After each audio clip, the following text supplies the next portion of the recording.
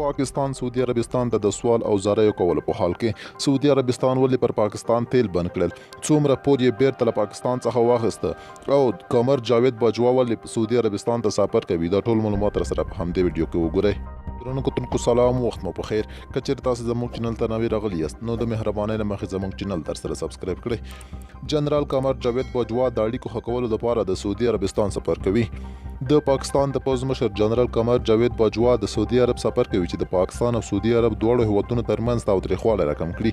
دغه خبره د رویټرز خبري ادارې په خپل یو ریپورت کې کړې ده، خو په ریپورت کې د پوځ د ویان میجر جنرال بابر افتخار له قبله ویل شوي هغه به سفر کوي، خو ورسره ویلي دي چې هغه د وړاندې نه ټاکل شوی سفر دی او هدف یې د دفاعي اړیکو ښه کول دي. په ریپورت کې ویل شوي دي جنرال باجوه به د روانې اونۍ په اخره کې سعودي عرب ته ولاړ شي. په یاد ریپورت کې د پوځ د دوه چارواکو لخوا ویل شوي دي چې نومونه یې نه دي اخیستل شوي. دوی دواړو ویلي د کشمیر د کشالي په سر پاکستان پر ریاض ټاکنه کوي او دوی د جنرال باجوه سفر د دغه معاملې سره تړي. د پاکستان د پوځ مشر په داسې حال کې سعودي عربستان ته سفر کوي چې د پاکستان او سعودي عرب ترمنځ اړیکې تر بل هر وخت ترنګلې شوي دي. پاکستان د سعودي عرب نه غوښتنه کړې ده چې د کشمیر په مسله د اسلامي هیوادونو د همکارۍ تنظیم OIC غونډه راوبلي او سعودي عرب د پاکستان دغه غوښتنه رد کړې ده.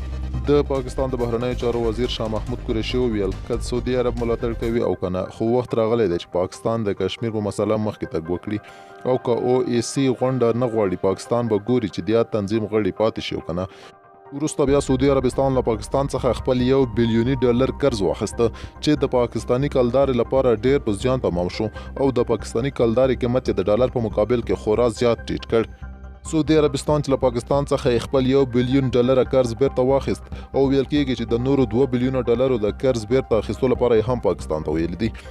د پاکستان د اطلاعاتو وزیر 2 ورځې وړاندې ویلي و سعودي $3 بلیونه د پاکستان لپاره قرض ورکړی و، خو $1 بلیون یې بیرته ترې واخیستي دي او د هغه په وینا قرض بیرته اخیستل کېږي او دا ناشنا خبره نه ده.